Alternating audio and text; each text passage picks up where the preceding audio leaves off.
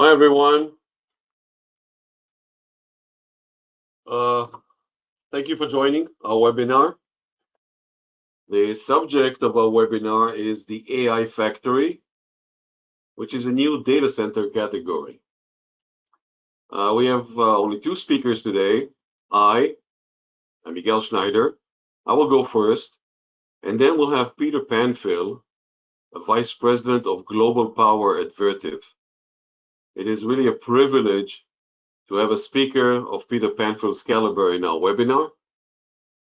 So thank you, Peter, for your outstanding support. It's also a great opportunity to thank Unit, Oren, and Leo from 11th Stream, and also to the whole IDCA organization for sponsoring this webinar. It is great to see a huge turnout for this webinar. I recognize many of the names I see here, so thank you, my friends, for joining. If you are new to the GoToWebinar platform, note that your mic is muted. If you have any questions during the presentation, please use the chat function. Edith, our call organizer or call administrator, will forward us the questions and we will address them as best as we can. The presentations will be in English, of course. I hope my accent will not get me into trouble today. If you feel you need more in-depth information that we can squeeze in an hour and a half today, we can accommodate and we can coordinate a full day event in Hebrew, of course, your place or ours, just for your team, where we can deep dive into all the subjects of the design, power, cooling, network, and operations. Okay, so let's begin. First, just so we're all on the same page, we are really in a munitions race of some sorts.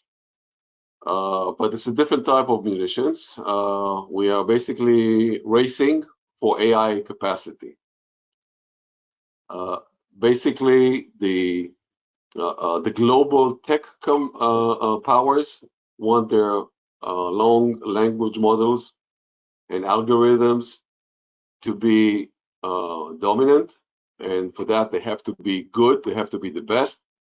And in order for them to achieve that, they need capacity. They need computing capacity, and obviously they need data centers for this computing capacity, which is really the subject of what we're going to talk about today.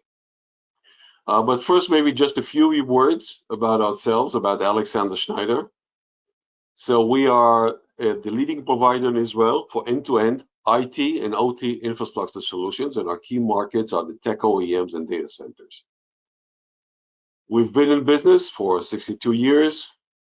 We have the largest footprint in Israel. We have like 150, 160 boots on the ground with quite a bit of engineering power. We have a 24/7 service. We are qualified to aerospace quality standards. And we have just about 800 megawatt of infrastructure installed. And in this is basically all the outdoor cooling, the indoor cooling, and the UPS installed. So quite a big number in proportion of the Israeli market. And I'm proud to say that the largest customers are all using our infrastructures. Basically everything about, almost everything about 5 megawatts is basically relying on our solutions. That's Alexander Schneider and Vertiv. So we are in the business of cooling and powering the cloud, and as of recently, cooling and powering the AI with electrical systems, air conditioning systems, network infrastructure, and professional services. And when you go into the white space, we do fantastic projects, which include white space fit out, where we provide and install the bus bars and the cabinets, the liquid cooling, the containment, and the cable pathways. And we also have a great capability of rack and stack in our factory in Netanya, where the customer can order and get basically the cabinet already fully configured. I'm proud to say that the largest customers in Israel rely on our solutions, and that's hyperscale data centers and also technology labs. And we also have the largest and the most experienced service team in Israel for cooling and power data center infrastructure. Okay, so let's dive into our subject. Everyone is talking about AI. And really, the question is really why? Well, because AI is not only here, it will transform science and technology. It will transform our businesses, already does, and definitely will transform our IT infrastructure. AI has basically advancing in generations. We started really with perception AI, which was really more of like visual computing. For example, recognizing that a cat is a cat, that the cake is really a birthday cake, not just any other cake. Or, for example, you take a photograph of a flower, it could tell you which flower it is. Today, we are at a phase of generative AI, and we're actually at an inflection point where computing is not only does retrieval and processing, but it now generates content. And now generative AI generates content, for example, in marketing, or in art, or it can generate code. And the next two phases are agentic AI, where AI will can act as, let's say, as an agent, like, for example, customer service, where it can understand spoken language, it can understand slang, it can understand context and subtext, and reply as an intelligent person would reply. And the next phase would be the physical AI, or the three-dimensional AI, where basically we will see all that implemented in humanoid robotics. So all this basically requires computational power.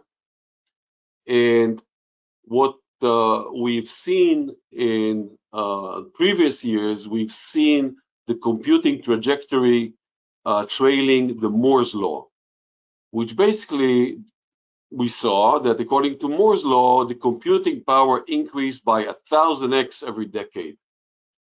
However, today, AI computational power will increase by 1,000,000x in a decade, according to Jensen Huang from NVIDIA. So all this, of course, is driving the data center investment. And NVIDIA is forecasting that data center capital expenditures will reach over $1 trillion in 2028. It's more than twice than this year. So obviously, there's a lot of investment, a lot of interest in this area, as we can all see for ourselves. Let's take a look at what has been happening in the Israeli data centers. It has evolved over the years. But let's say that in the first 20 years of this century, we saw primarily three market segments. And I'm talking about Israel now, right? So the first segment, the smallest one, was the small medium business. So normally, let's say 20, 30, 40 kilowatts per site. There was the enterprise data centers for large organizations, for example, banks or large tech companies, where we saw hundreds of kilowatts. And then the multi-tenant data centers, or co-location, in Israel we call them oftentimes hosting, which were like a few megawatts, 1, 2, 3, 4 megawatts. And this was the data center of, let's say, the first 2 decades of this century. Most of the sites, yes, there were some exceptions, but most of the sites were not built for purpose. They were like converted spaces, converted parking structures, converted office space, converted basements. They were converted into data centers. So that was like mostly a different market than we see today. And really what we've seen in recent years was the cloud and hyperscale data centers built for purpose, energy efficient, very professional sites, which are now basically in the 10 to 20 megawatt range. This would be a typical data center project for us today. And the next phase is really the AI factory, which is the name for the AI data centers, the AI factory, which we already see in Israel. Basically 50, 100 megawatts. People are talking to us about larger projects, and we definitely will see at the not too far future, we will see campuses of hundreds of megawatts, maybe even a gigawatt per campus. And there are already projects in Israel. One project, NVIDIA, for example, has been very open about the supercomputer and site they're building in northern Israel. It was in the press. And most of you will probably know about the SDS, the Schonfeld Data Center. That is a supercomputer with a few thousand GPUs that is going to be built near Netanya. It is actually being built at very advanced stages in Netanya, and I'm very proud to say all of them are our customers. So the question is, if we have an AI factory, which is hundreds of megawatts per site and hundreds of kilowatts per rack, so it's very high density, really the subject we're going to discuss today is to say, okay, so what? So what are the practical implications for us of these numbers? If you haven't seen yet a supercomputer of this sort, let's take a look at the NVIDIA model, where basically you will see a pod, and you'll see 4 racks where the colors of the patch cords is yellow and green. These are the GPU racks, and they are cooled by both liquid and air. And next to them, with the blue cables, you see the support racks, which is like 10 kilowatt, tens of kilowatts versus 130 kilowatts for the GPU racks. So the support racks are cooled by air, at least at this time, and the GPU cabinets are cooled by both liquid and air. And next to them, you will see basically the CDU, which looks suspiciously similar to the Vertiv CDU, I'm sorry, cooling distribution unit, which is being used for liquid cooling. And above this superpod, as NVIDIA calls them, there is the white space fit-out infrastructure, which is also part of our scope, which includes the network cabling, the bus bars, the containment, normally hot containment, and the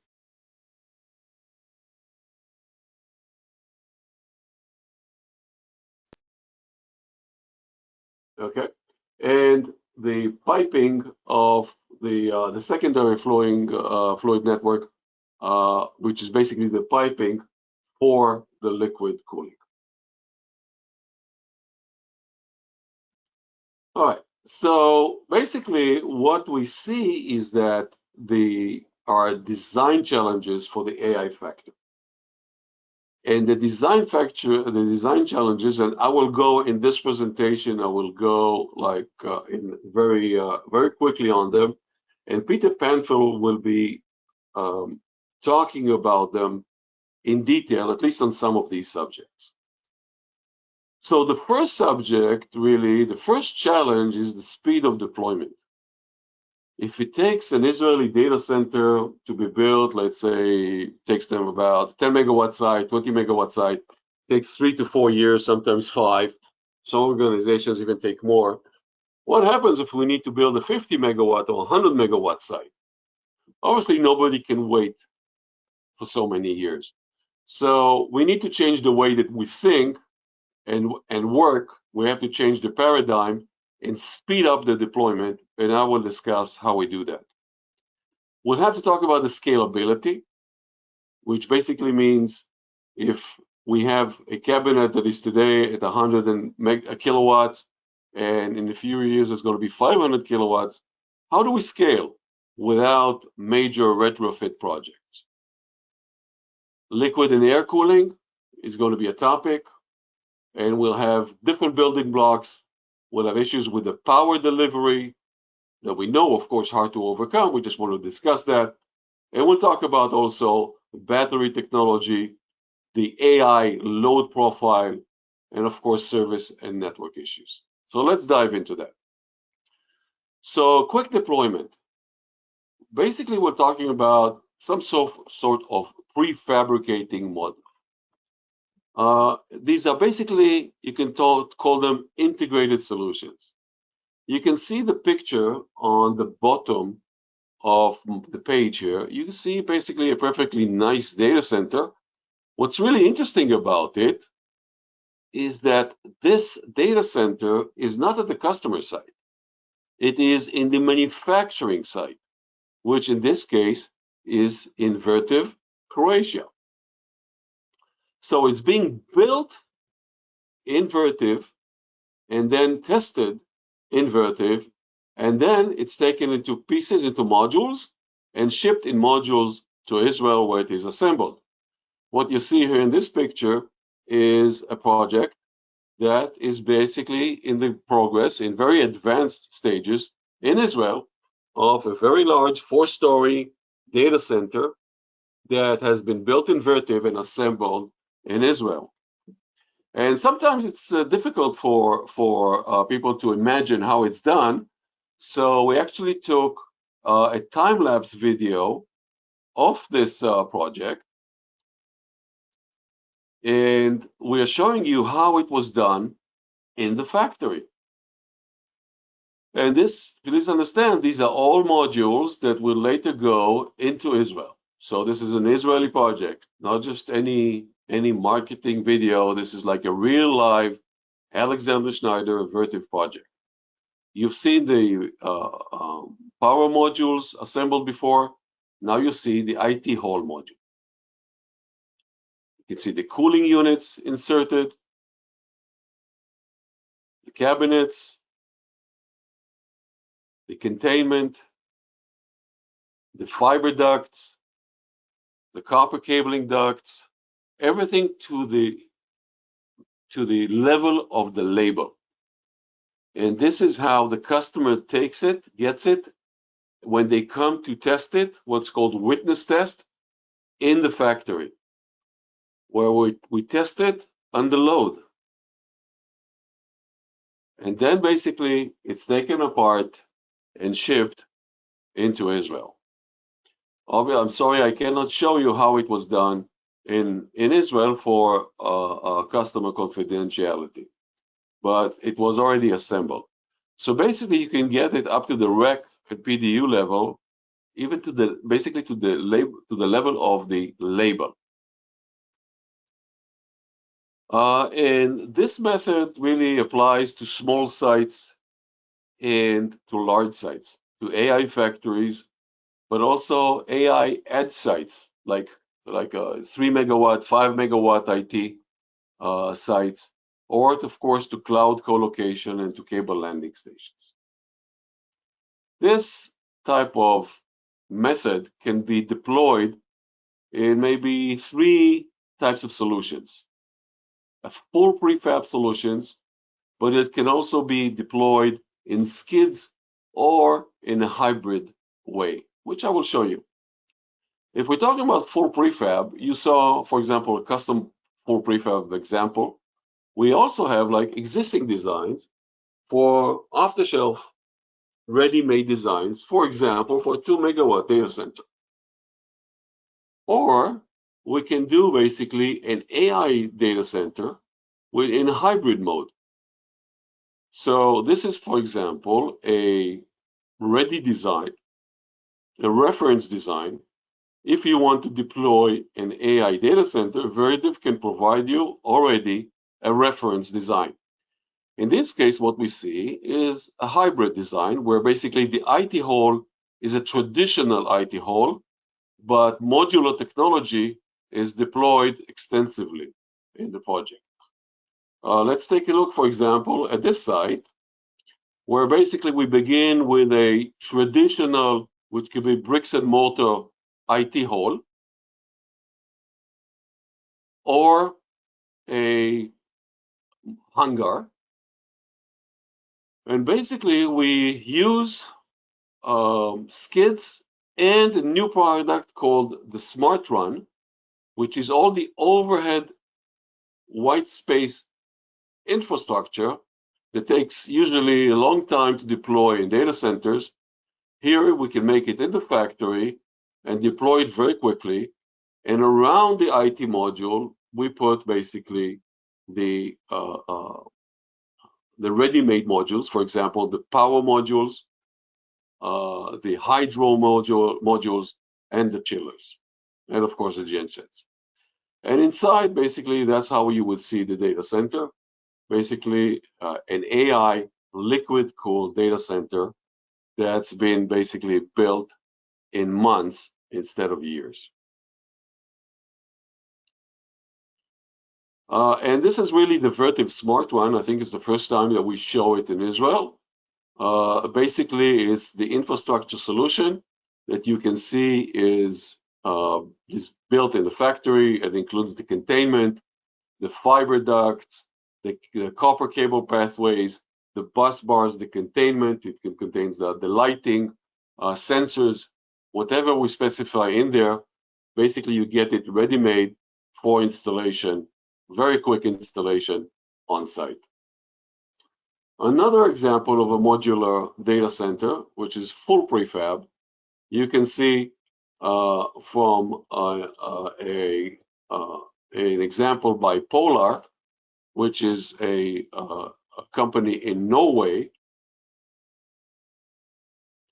And here basically you can see how the power modules are installed. Here you can view them inside, really state-of-the-art, best practices, power modules.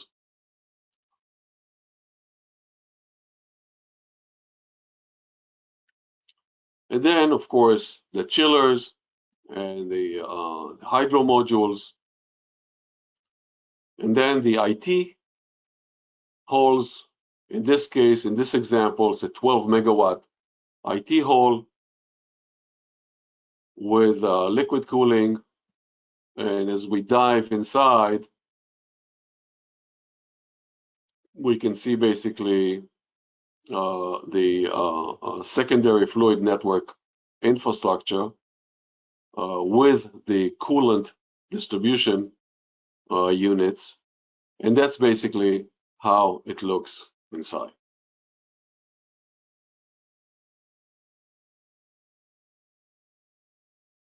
All right. Now, another way to approach that is with integrated solutions. And what you see here, for example, is a game changer. It's called the Vertiv Power Nexus. Really, it comes to integrate many components that you would have in the power chain of the data center. So if in the past you would see basically the UPS and the batteries and the input low voltage distribution gear, and basically all the UPS outputs and the other panels for the other outputs, all these were different components, often from different manufacturers, installed, and then you have to invest in the infrastructure and the time to install and commissioning it. Now basically it comes all just in one piece, already fully integrated and fully tested from one manufacturer, which is Vertiv. So it saves a lot of time, a lot of infrastructure cost, and really these are the benefits of this technology. The first one would be quicker time to market, and quicker time to markets means also quicker time to money, and also the opportunity to get the customer who's looking for the solution. But also if the project is short, meaning you give an order for one data center and you get it, let's say after a year, So it also provides you with very low risk. The cost is known. The quality is tested because it's been made in the factory. And of course, you don't need too many skilled labor on site. And of course, we know that skilled labor is a great bottleneck. It's in short supply everywhere today, certainly in Israel. So that really reduces your dependency on on-site labor. And of course, the process is much simpler. You prepare the ground while we manufacture the data center in the factory. So it's a parallel process. You only have one vendor, so it's one throat to choke, so to speak. Basically, the negotiations, everything is much simpler. And of course, what you get eventually is a state-of-the-art, modular, scalable, resilient, and energy-efficient data center. Okay, so we talked about time to market and speed of deployment. Let's talk about scalability. I mean, until today, most of us have been in an environment where a typical computing rack in a data center would be somewhere in the neighborhood of 10 kilowatts, maybe 15, maybe 5. High density would be 20 to 30 kilowatts. But today, already today, with the Blackwell, the NVIDIA Blackwell, we are at 130 kilowatt per GPU rack. And soon, this year, we'll be at 150 kilowatts. And people are talking to us about 500 kilowatts, even a 1 megawatt rack. Remember, a 1 megawatt rack was like 1,000 racks only 15 years ago. So is it true? I mean, is it realistic? Well, in February, Jensen Huang from NVIDIA has announced the Rubin Ultra NVL 576, which he says he expects to be introduced in the second half of 2027. That's 2.5 years. And basically, or less even, just 2 years, let's say. And it's already 14 times faster than the NVL 72 of today. And it's expected to be 600 kilowatts per GPU cabinet. So that's really not too far away. And so obviously with this density, we need liquid cooling because we cannot cool this with air. It's just physics. But what will be the GPU liquid temperature? So today, if we are required to provide 30 degrees C liquid to the GPU, maybe in the next generation, we could do it with 40 or more. And maybe the generation afterwards, we will need to go back to 20. We don't know. So you need to be designing scalability in that respect also. So for example, one of the things which we're introducing is the VertivCool Trim Cooler, which is a new free cooling chiller, but it can work with 20 degrees leaving water temperature or 40 degrees LWT. So regardless of what would be the liquid temperature that you will need, you can still work with one chiller, and you will not have to replace chillers during the life of the data center, because this chiller will take care of business regardless of what the technology requires. And of course, since we're going to use hybrid cooling, and by hybrid we mean both liquid and air, we will need to see basically new types of cooling machines in our data centers. So first of all, what would be the cooling capacity of the air versus the cooling capacity of the liquid? It's a good question, right? Today, hybrid cooling means 20% air, 80% liquid. But in future generation, it might be 5% air, 95% liquid. We said we wanted scalability, right? So for example, we see some customers' approach is they say new data center, they want 95% liquid capacity and 40% air. And that way they are ready for whatever mix is coming. So we'll see different types of solutions. For air cooling, we will see more and more fan walls, or what you see here, air to liquid, which is rear door heat exchangers. It's not a new solution, but it's gaining very wide acceptance today. We already have these kinds of installations in Israel, so usually in high density areas, but it's becoming more and more accepted with AI, and we already have an 80 kilowatt rear door heat exchanger. We have liquid to air solutions for adopting AI in existing data centers. But in new sites, in greenfield sites, we will see liquid to liquid, either whether in rack or row CDUs. And today our CDUs range up until 2.3 megawatts per CDU. So not only we will see these types of machines of liquid to liquid and liquid to air and air to liquid, we will also see new infrastructure, which is called the fluid networks. And here in particular, we're talking about the secondary fluid networks, which will include the rack manifold and the row manifolds that you see in the picture. It's important to understand that these manifolds or secondary fluid networks, you will see it in the text as SFN, secondary fluid network, or what we basically call commonly the wetted materials. These wetted materials need to be at farmer level cleanliness. So these are all stainless steel pipes, but also that are manufactured to a specification and installed with extreme care, so there will not be contaminants in the liquid.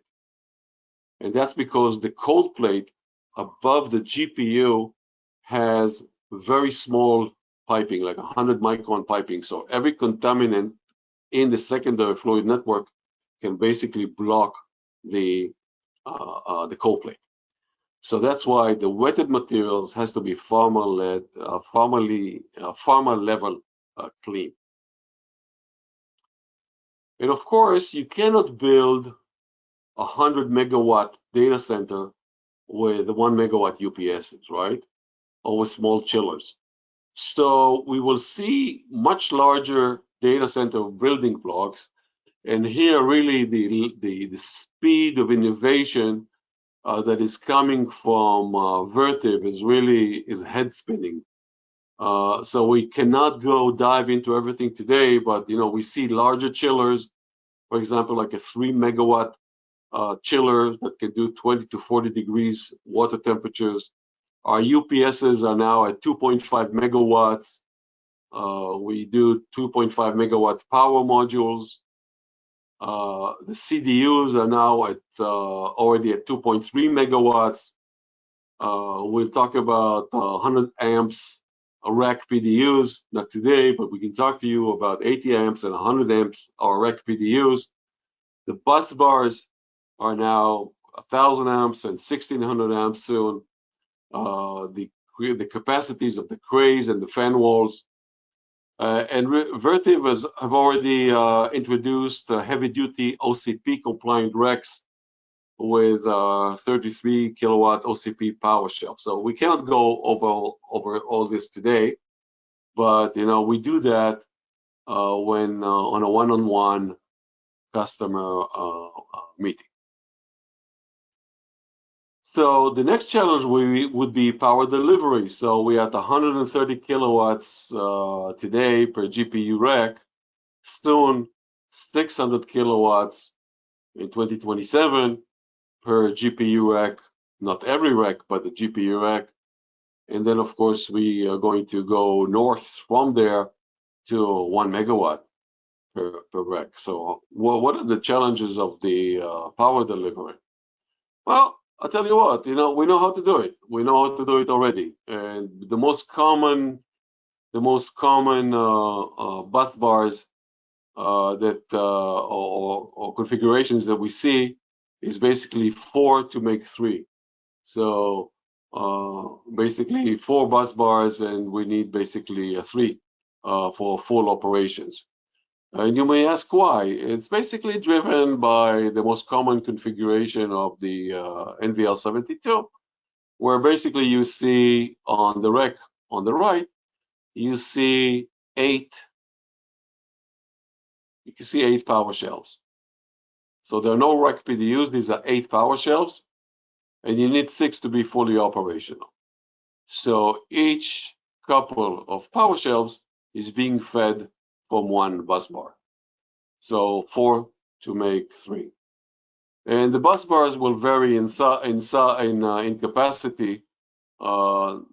Normally it would be 800 amps, but we'll see also 1600 amps bus bars.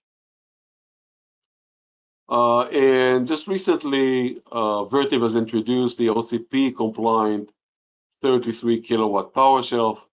If you would like to learn more about OCP, OCP rack standard, OCP power standard, we'll be very happy to come and talk to you about it, or you can come to us whenever you want. In the rack PDUs, we'll see them in the support racks. Today, we'll see 63 amp rack PDUs, but soon we will see deployments of 80 amps and 100 amps rack PDUs. So we talked about the power delivery. Let's talk about batteries. Obviously, this is a large site. If we require some battery autonomy time, then for a large site, we will need large battery arrays. The question is really, what type of technology are we going to use? People refer to it as what chemistry we will use.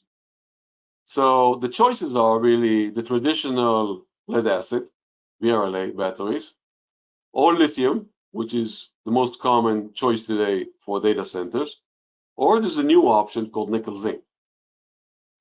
So basically, what we see today is that VRLA is no longer really an option for large sites and definitely not for AI. So VRLA is no longer an option. It provides the lowest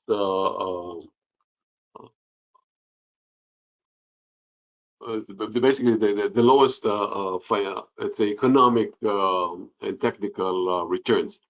Lithium batteries are probably the lowest total cost of ownership and provide the smallest footprint, but nickel zinc is coming very close to lithium. And a lot of people are choosing nickel zinc today, even though it's slightly more expensive than lithium, because the footprint is almost the same. Certainly the linear footprint is the same, sometimes even better, which is really the most important. But also it has no thermal runaway risk. So from a safety point of view, people who are concerned for some reason about lithium, they choose nickel zinc, and we already have large deployments of nickel zinc in Israel.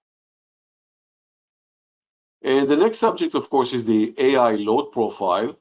And Peter Panfil, who's been living this subject for the past years, is probably the most knowledgeable person in the industry, so he'll talk about it.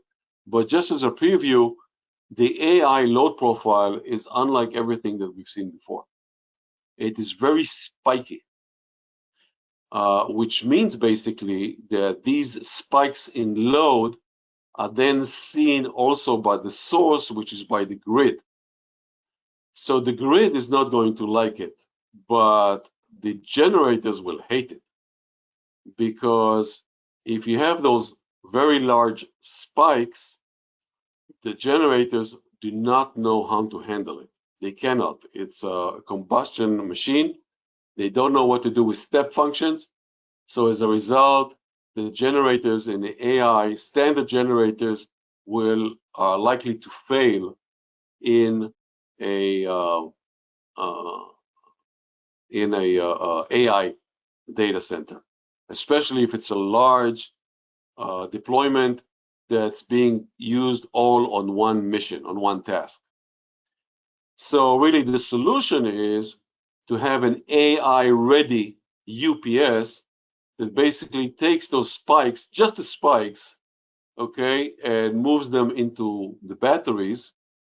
So the batteries become maybe slightly cyclical, and that's why maybe nickel zinc performs best. But so it's another advantage for nickel zinc, but basically the grid and the generators see a stable source. Now, a lot of people don't believe at first when they first hear about that. So we found somebody who really who has first-hand experience in that, and that is Elon Musk, who has built a 100,000 GPU supercomputer, and he's talking about it, as you can see, that it all goes up and down in a matter of milliseconds, okay? Which, in his words, basically caused the generators to lose their minds. So the conclusion is that we must have an AI-ready UPS with the right batteries, which is really what is Vertiv is preaching, and Vertiv already has the solutions for that. The next issue, of course, is service. We need new skill sets and new capabilities because, for example, just one example, liquid in the liquid cooling needs periodical liquid checks.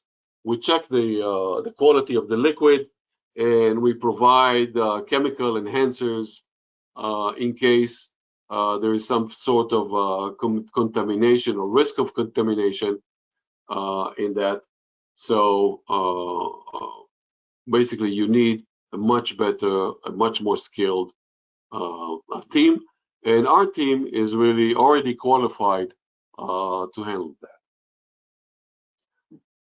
And of course, as we go into the network, we're talking about very high speed networks. So we're going to see 1800 gig in the data center, in AI sites, in hyperscale data centers, and also maybe in enterprise AI, well, we will see 800 gigabit Ethernet.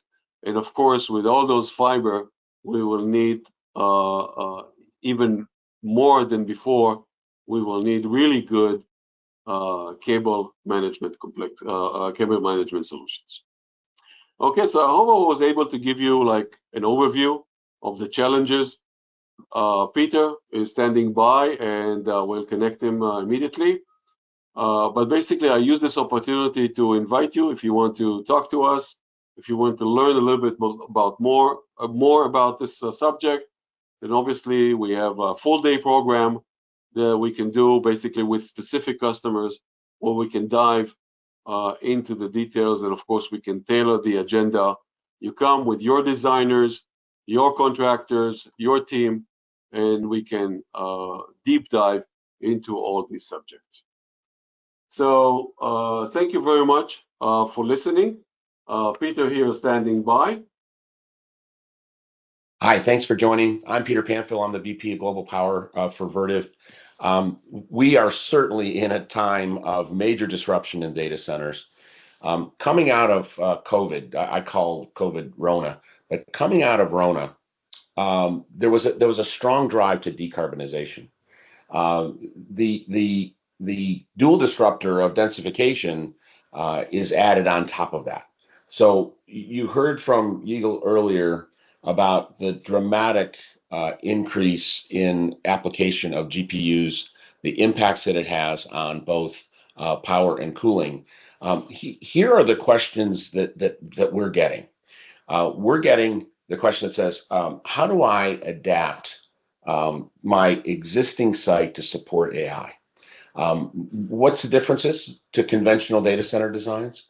How can I have my future designs support both a conventional CPU and a high density GPU. And we all have to remember that GPUs are not just faster CPUs. They're a completely different application of IT in that the GPUs act as a single compute node. Those of us who were at the NVIDIA GTC recently heard the keynote from Jensen, and he emphasized that. He said it's a different IT mechanism. Um, Folks are being told about high GPU loads in the future, and what does that roadmap look like, and what should I plan for in my data centers? And then tell me how Vertiv is going to mitigate the AI dynamic load challenge. You heard a little bit about what those AI dynamic loads are looking like, and what the challenges that you might face are. So let's look at conventional to a high performance compute environment.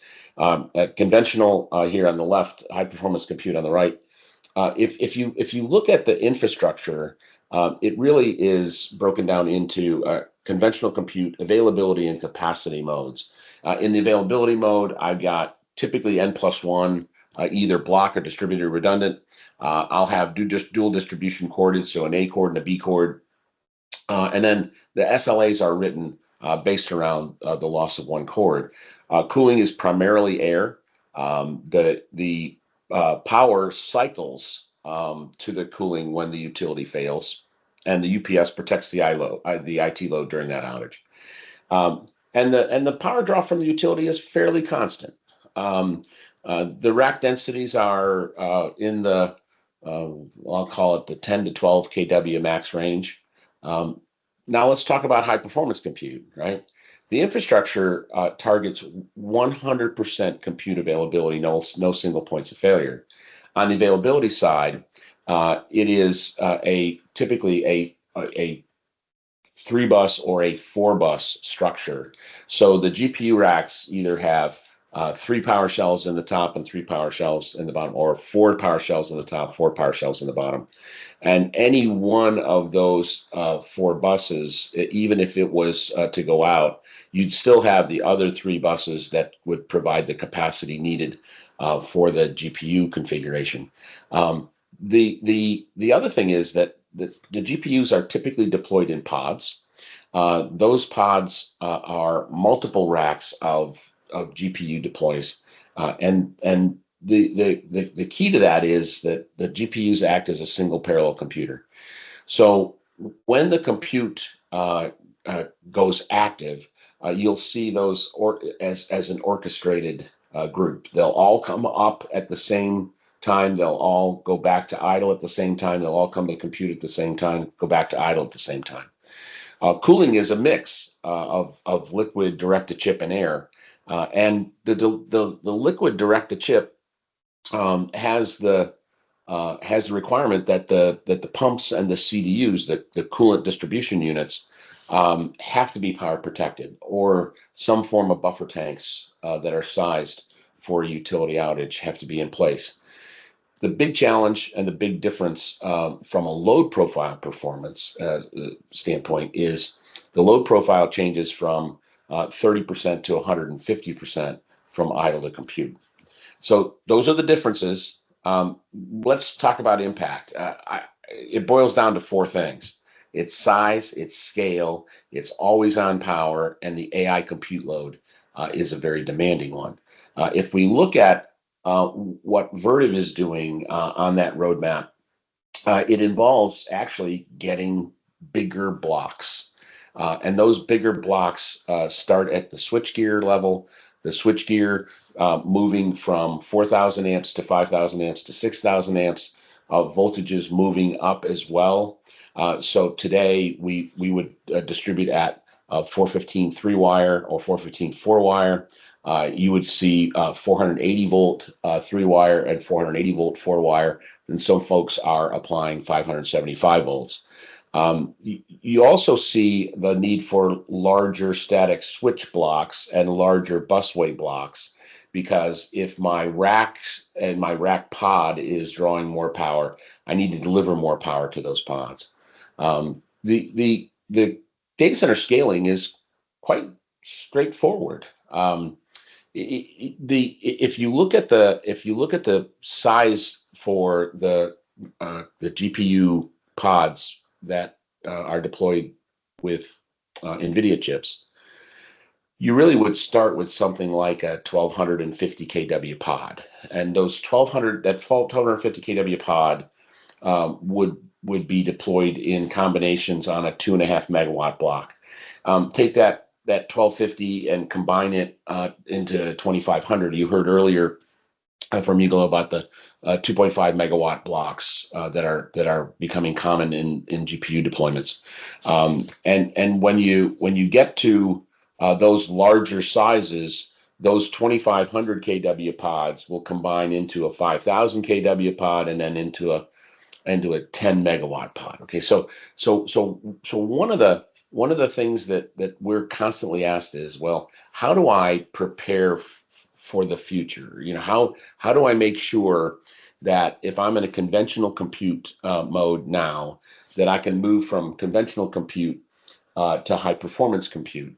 And I will tell you that Israel is well into the drive for AI infrastructure. We at Vertiv are proud to be in the infrastructure partners for all of them. One particular customer comes to mind. That's SDS or Schoenfeld supercomputer near Netanya. It's based on NVL 72 with several thousand GPUs in one array.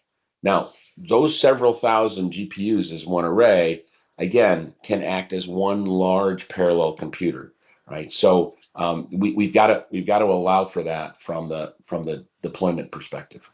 Okay, so let's go next to where we see market adoption. The market adoption is basically broken down into three categories. If you look at far left, conventional compute data center deploying GPUs. The distribution needs to come from 4 separate distribution paths.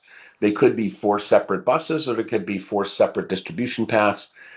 They could either be a 4-bus block reserve that are woven across 4 static switches, or a 4 to make 3 distributed reserve structure that is woven across the GPUs.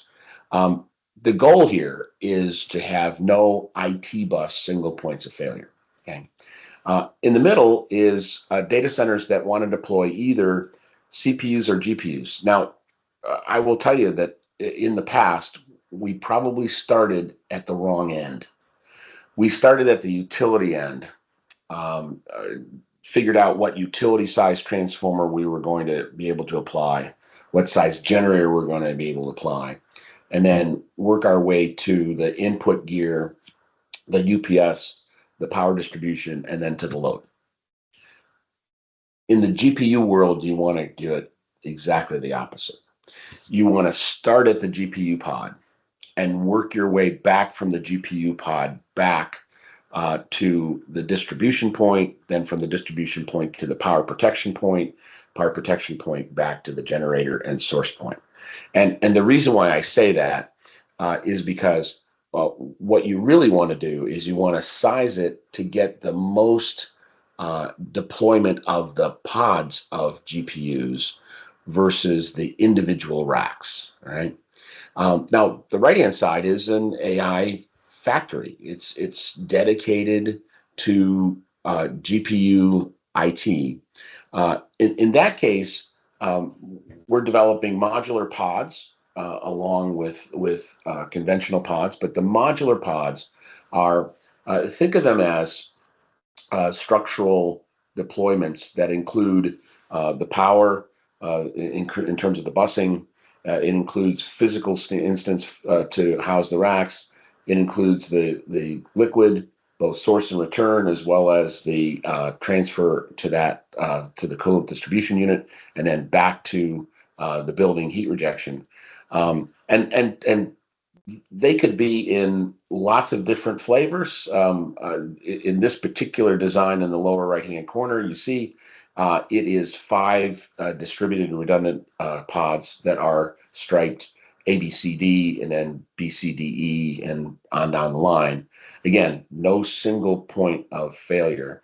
Now, you probably fall, your data centers probably fall into one of these three categories. You've either got an existing data center that you want to apply GPUs to, you've got a new data center design that you want to be able to support both GPUs and CPUs, or you say, okay, I get it that I've got a CPU block of IT, but for right now, I'm going to just focus on the AI factory. So if we look in a little more detail, if you've got a conventional compute data center, and by the way, the image on the screen is from our AI 360 website. We've done dozens of reference designs that you can apply today or easily adapt to your application. But in this case, it's 4 power buses woven and a 4 to make 3 block redundant configuration. Each one of those blocks is going out to a pod. In this case, it's 2 compute lineups. So the 2 compute lineups are wrapped around a hot aisle containment. The liquid lines go to the liquid cooled racks. The air cooling from the hot aisle containment is managed for the air cooling racks. 4 buses on each side, A, B, C, D. Now, interesting enough, what we've been asked by a number of customers is to develop behavioral models for this, and take that GPU load, apply it to a pod size in terms of power, and then work its way back through the power distribution configuration to make sure that we've got the performance we need. Let us know if you'd like us to work with you on something like that. Here's that middle example. The right-hand side is a large pod, 500 kilowatt pod on each compute side, so about a megawatt a pod, coming off of a 1600 amp busway, 1000 amp bus runs. Left-hand side would be that same design, except with 40 conventional racks in a lineup. A bus, B bus, that's the blue bus, red bus. And then here's that GPU factory. So if we take a look at the GPU factory in detail, you saw from Yigal the presentation of the smart runs. I'll show you a couple of images of some folks standing in a smart run in our Croatia facility.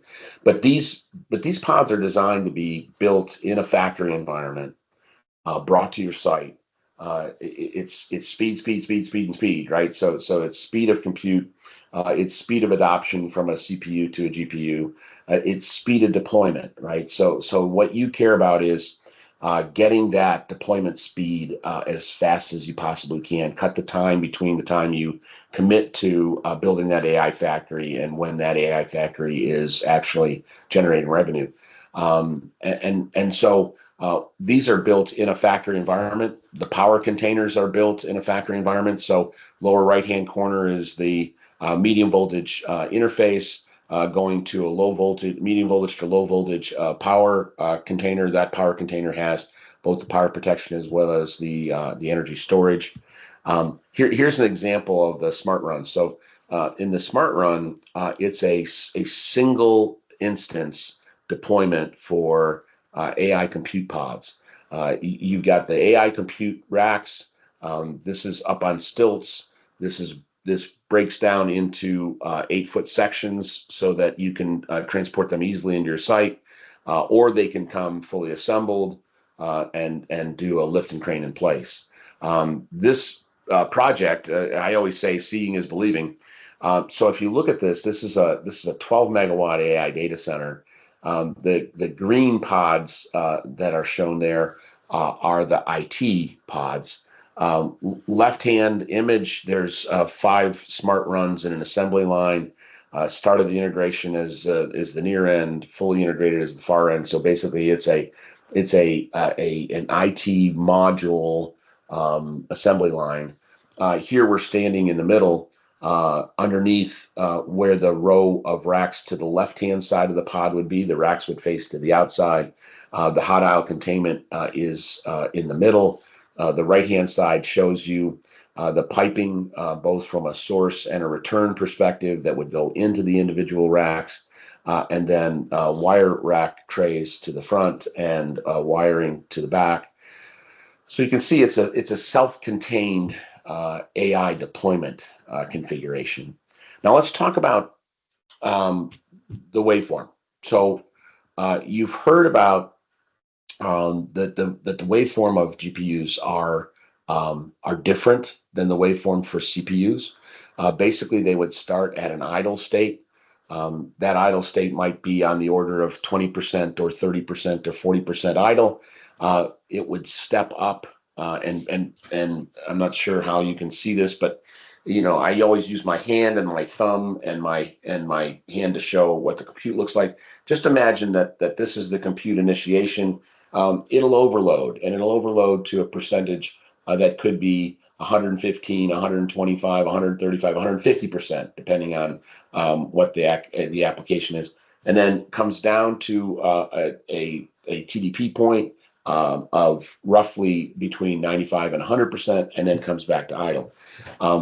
The only rule we have to keep in mind, because the critical infrastructure in an AI-ready environment is based on average power, right? So our power distribution is based on average power, our breakers are based on average power, our gear is based on average power. As long as we keep the average power on a running 1 second basis at less than 100% with Vertiv equipment, okay? I'm only saying this if you're running on Vertiv equipment. Can't make this same guarantee if you're running on somebody else's equipment. But if you're running on Vertiv equipment, you're good to go as long as the average power stays at 100% or less. And so our UPSs, static switches, PDUs are all AI ready in that they can handle that overload, that short duration overload. Now I'll describe to you how we can handle that short duration overload here in a second. But let's remember that rule. All of us need to remember that rule. Keep the running power at 100% or less. Here's an example of a real world AI compute load. These are on H100s hoppers. This particular site was a 2.5 megawatt site. The compute on to compute off was a 2-second on, 2-second off, and it's continuous. So if you take a look at what that step load would be,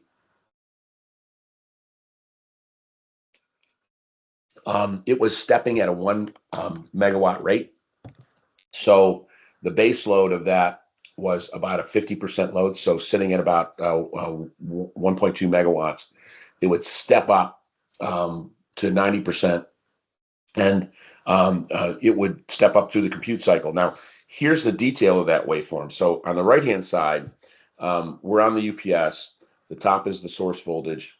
The middle is the GPU dynamic load. You see that it's at an idle state. That idle state steps up on the initiation of the compute. It comes back to the compute period, and then back down to idle. You can see it's very repeatable. The other thing that we found, which you all should take advantage of, is that power factor is almost perfectly unity. The power shells in the racks are OCP shells. They're power factor corrected. So their power factor did not go, the power factor of this waveform, although you would look at that waveform and say, wow, that's a terrible power factor. It's not.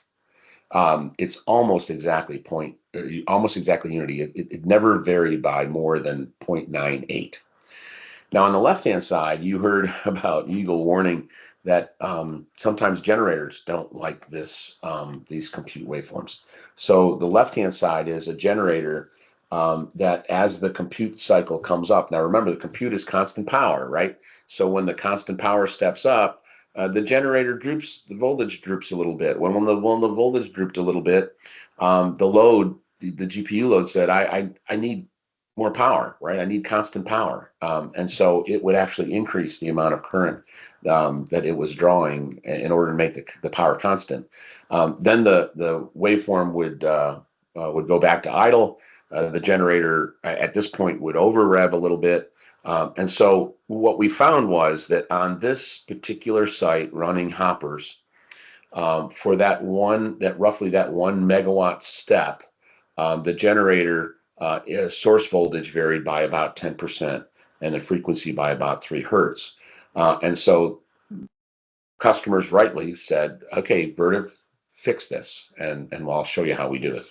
So there's 2 cases, the one on the top, one on the bottom. Case 1, I'm going to use the battery, the stored energy that I've got connected to the UPS. I'm going to use that battery to handle the micro hits of the AI load. So when the load goes from, let's say, 30 to 150 or 160%, we can handle a 100% step load, always have been able to, because we design our UPSs to be able to work in a block reserve configuration.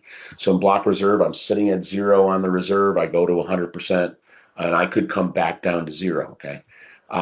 In this case, that step is greater than 100%. So what we're doing is we're adding controls to our UPSs that once it detects that first step, it'll put a micro hit on the battery.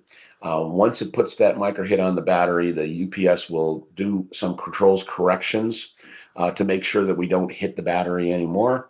And I'm sure you're thinking, oh man, you're hitting my battery. What's that going to do to life? I'll show you here in a second. And then the other is I want to now make the insulate the load, that what's happening at the GPU load from what's happening at the source.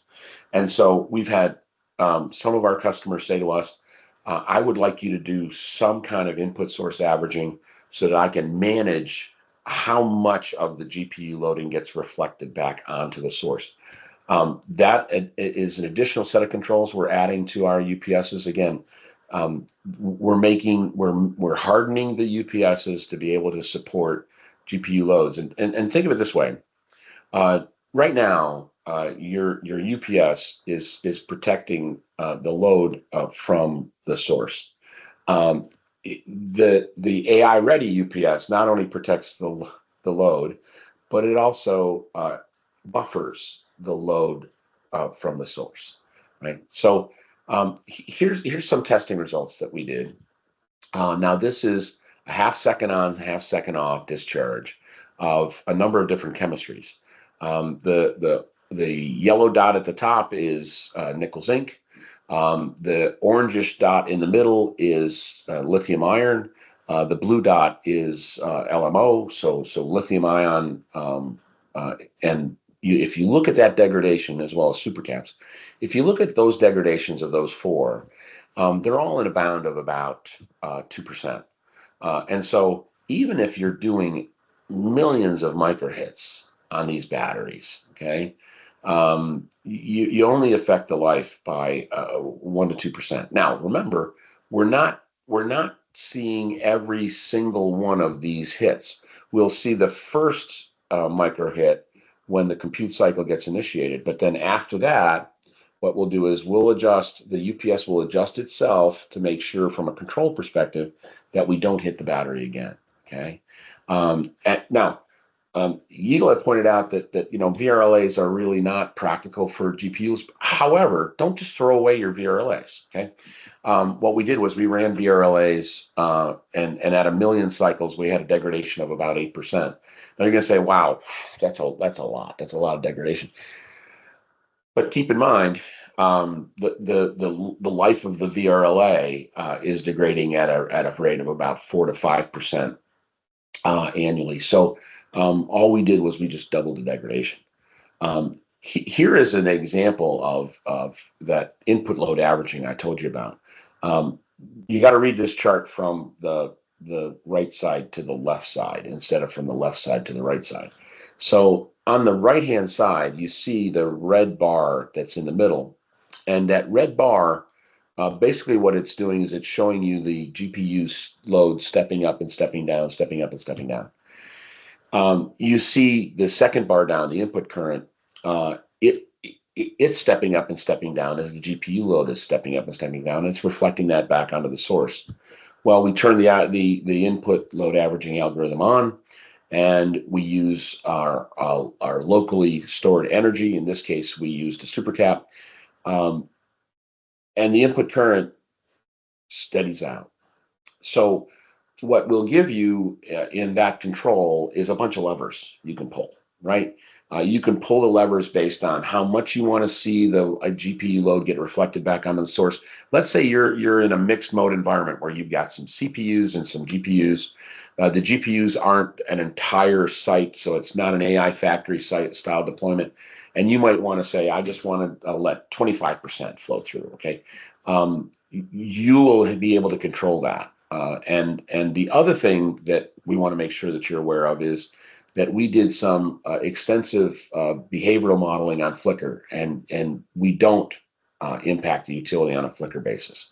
Now, you're going to say, okay, well, you said you're adding it to it. What's going to happen? Well, by the summer months here, on all three major platforms that Vertiv offers, the EXLS1, the Vertiv Trinergy, and the UPS 9000, what you'll see is you'll see both the 130% load step that minimizes the hits on the battery, and you'll see that input load averaging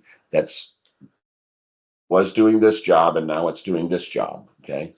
You'll see that by the summer months. Now, if we look at power center variance, you've heard a lot about DC in the data center, and we're seeing some folks who are applying high voltage DC. So in this case, we're bringing AC in. We're either deploying plus and minus 400 volt DC or 0 to 800 volt DC. This is done but with a power center. Now you say, okay, well, I know you told me the UPS can do the power smoothing. Is this power center also going to do power smoothing? So maybe I've got a site that doesn't have central UPS, that just has direct distribution to my IT load, and I'm in a capacity only compute environment, but I still want to insulate those GPU loads from the utility. This power center, which is called Power Direct, this happens to be a 1 megawatt configuration, plus and minus 400 volts DC. It can do that power smoothing. Okay. All right. I told you we did modeling. And what we did was we modeled a 240 megawatt gross, 200 megawatt net. So 60 megawatts per block, 50 megawatts of it being IT. And we modeled it as though all that IT came up at one time. So we model it as one large parallel computer. We know what the load looks like because we designed the power shells. We know what the power distribution configurations look like. We know what how the UPS performs. All we had to do was we had to get the impedance numbers from the utility.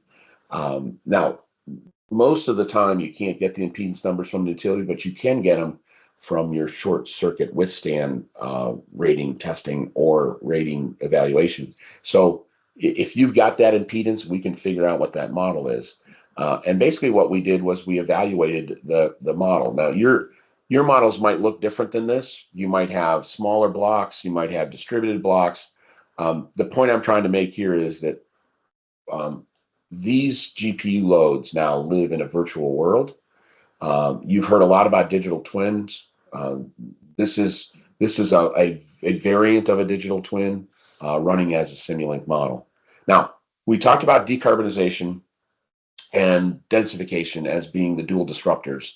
And really what's happened on decarbonization is there's a dynamic power architecture evolution going on. Now, the UPS used to act as just a power protector. Right now, it's going to become a power center. It's going to become not only a source of power quality, but it's also going to become your path to grid support, It's going to become your path to long duration operation without generator starts, and it's going to support you being able to basically have always on power that leverages a bring your own power structure.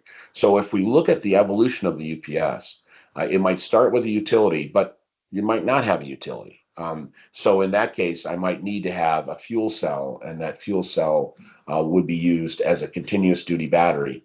If I have a utility, I could actually use a BESS system to do that short duration ride through if I didn't want to start the generator, and give me a path of decarbonization, right? Because I'm now storing the energy in a battery, then I'm going to use that stored energy later in the event that there's a utility problem.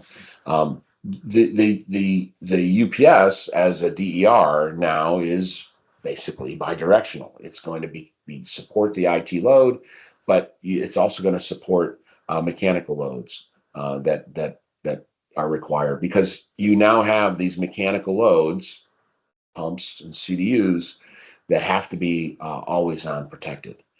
So when we look at the backup options and compare them what we have currently, so currently we have a UPS with a short duration battery that bridges over when the utility fails over to the genset. In the future, we're going to have, let's say, a short duration ride through, on the order of minutes to hours, and we're going to use long duration batteries for that. Once we get to in the 1 to 4 hour range, a BESS is a really good choice for that, because a battery energy storage system helps you to minimize, if you've got generators on the site, helps you minimize generator starts. Then you've got, let's say, continuous, right? So I've got a continuous operation. I'm either going to want to run on fuel cells or natural gas generators that have a path to H2. Either way, you're going to have a lower carbon footprint than what you got today. And then those lower carbon footprint, even if you have to start with a bridge fuel like natural gas, will give you, as long as they give you a path to H2, you've got a path to a decarbonized future. Here's an example of a BESS system. It's the Vertiv Dynaflex. It's a 1.5 megawatt PCS power conditioning system that's scalable all the way up to 50 megawatts. I talked to our lead on BESS systems just before this webinar, and he said, most of our customers right now that are looking at battery energy storage systems are looking in that 1 to 2 hour range. So 1.5 hours or so, and it'll give you that ride through. The thing that I think we have to do as an industry is map our outages. I mean, what if by mapping our outages we found that we could reduce our generator starts by 50% or 75%? If we just ran on batteries for just a little bit longer than we do today, we could have a dramatic impact in our carbon footprint. Now, the bring your own power ecosystem is evolving. We've got the customer who sets their targets and executes their purchase power agreements today with their utilities. We've got OEMs that manufacture the products. Basically, that's a lead time and maintenance support structure. We've got the energy as a service providers, right? That understand what the customer requirements are, typically tailor a solution to what those power demands and power requirements are. And then we've got a power provider that executes the PPA for the customer. I'm proud to say that Vertiv is in a great position to quarterback this ecosystem, and we're actively working on developing that bring your own power ecosystem for you. The landscape is interesting, because what we broke it down is into a timeline fit. So readiness, high readiness, low readiness, high application fit, low application fit. What we think you're going to do, we think, okay, is you're going to use technology that's readily available today as a bridge for immediate deployment. Lower your carbon footprint, use stored energy in terms of your applications. The next thing is that you might have either turbines or SMRs, okay? And those turbines and SMRs would act as utility proxies. We have a number of large data center operators that have deployed gas turbines in a utility proxy configuration. And remember, I told you earlier that we do a full behavioral model from the site to the source. Our customers that are deploying those turbines and these generators are actually asking us to add to that model what a turbine response is going to look like and what a natural gas generator response is going to look like. And so we're working with those companies to add their capability to the behavior model. So that's where we're focusing right now, is we're focusing on the bridge technologies, okay? And then we're trying to give you a comfortable path. I call it the easy button path. The easy button path to be able to be your own utility proxy. I welcome any questions. That's my email. That's my phone number. Call me anytime. If I don't have the answer, I'll connect you to the domain experts within Vertiv that can answer your questions. And thanks again for joining today. Thank you for your time. We can deploy GPUs seamlessly in our environments today. We are very confident of it. Thank you.